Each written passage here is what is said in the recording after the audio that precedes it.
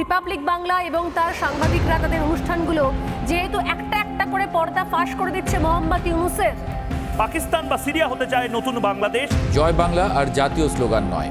হাইকোর্টের রায়ের বিরুদ্ধে রাষ্ট্রপক্ষের করা আপিলের অনুমতি চেয়ে আবেদন মঞ্জুর করে আজ মঙ্গলবার এই আদেশ দেওয়া হয়। দীর্ঘ শুনানি শেষে আপিল বিভাগ জয় বাংলার যে জাজমেন্টটি ছিল সেই রায়টিকে আজকে স্থগিত করে দেয়। ফলে এখন থেকে জয় বাংলা আর আমাদেরকে বাধ্যতামূলকভাবে উচ্চারণ করতে হবে। আমাদের স্লোগান হোক জয় বাংলাদেশ।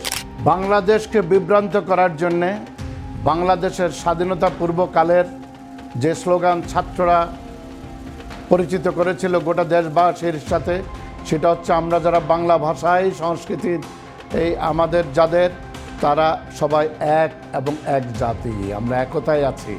এটার জন্যেই তখন স্লোগান নিয়েছিল ঢাকা বিশ্ববিদ্যালয়ের কোনো এক ছাত্রনেতা।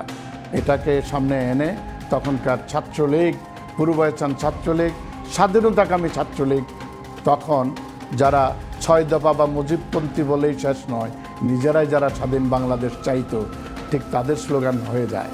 কিন্তু স্বাধীনতা যুদ্ধের কৃতিত্ব লুটেপুটে, সম্পদ যেভাবে লুটেপুটে খাচ্ছিল, আমার স্বাধীনতা যেভাবে লুটেপুটে খাচ্ছিল, একইভাবে স্লোগানটাও আদালতকে, অনুগত আদালতকে তারা ব্যবহার করে যখন এই জয় বাংলা স্লোগান দখল করেছিল শেখ মুজিবের এই আওয়ামী লীগ, শেখ মুজিবের মেয়ে এটা যে দখল করেছিল, এখন নিরপেক্ষ আদালত এটা রায় দিয়েছে যে এইটার উপর কোনো দখলদারিত্ব থাকবে না।